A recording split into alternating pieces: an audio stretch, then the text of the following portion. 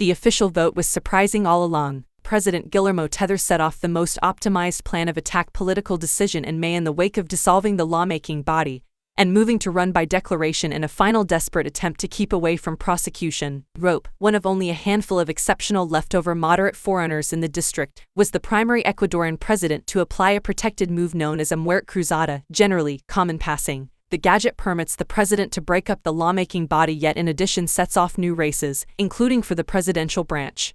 Then, at that point, on Aug. 9, official up-and-comer Fernando Villavicencio was lethally shot in the head by a hired gunman while leaving a mission rally in northern Quito. His demise, the main death of an official competitor in Ecuador, staggered the country, decisively moved the political race cycle, and denoted a defining moment for a country that has started failing to keep a grip on its urban communities and penitentiaries to rough criminal associations. Crushed between the world's two greatest cocaine-delivering countries, Colombia and Peru, this South American country has turned into a key travel point for the dealing of medications to the US and Europe. Mexican cartels and Albanian mafias have cleared in, working with nearby crook gatherings to vie for control of sneaking courses. Those gatherings have turned the nation's penitentiaries, roads and ports into milestones, bringing record levels of crimes and threatening inhabitants with vehicle bombs, blackmail and kidnappings. The brutality has arrived at the most significant level of legislative issues and ingrained dread among electors as they plan to pick a pioneer they accept can determine the emergency. A few authorities stress that the viciousness could go on in the not-so-distant future or even as citizens head to the surveys Sunday. After Villavicencio's death, the up-and-comers have zeroed in on hard-on wrongdoing ways to deal with carrying control to the detainment facilities, helping police capacities, and uncovering defilement in the country. The competitors fundamentally wind up offering an iron clench hand without an unmistakable procedure other than the presence of the military in the road, said Fernando Carrion, a political specialist at the Latin American Personnel of Sociologies in Ecuador. The following president will have almost no chance to acquaint any arrangements with the uncertainty, just the year and a half left over of Tether's term. To win through and through on Sunday, an up-and-comer necessities to secure in excess of 50% of the vote or possibly 40% with a noteworthy lead over the nearest rival. With tight surveys and a packed field of competitors, a spillover political decision is supposed to occur October 15th. Most surveys show 3 up-and-comers driving a field of 8: Luisa Gonzalez, a liberal partner of the dubious yet broadly compelling previous president; Rafael Correa, Otto Sonnenhalsener, a VP during the organization of Lenin Moreno; and Jan Subject, a mogul financial specialist campaigning for office. Interestingly, Gonzalez, the main lady in the official race, held a wide lead recently, riding a flood of wins for Correa's party in neighborhood decisions recently. Her message has to a great extent fixated on bringing back the flourishing and relative security of the Correa years. Be that as it may, her lead has slipped since the death, and surveys show a swell of help for additional right-inclining competitors promising to take action against wrongdoing, like Sonnenhalsener and Point.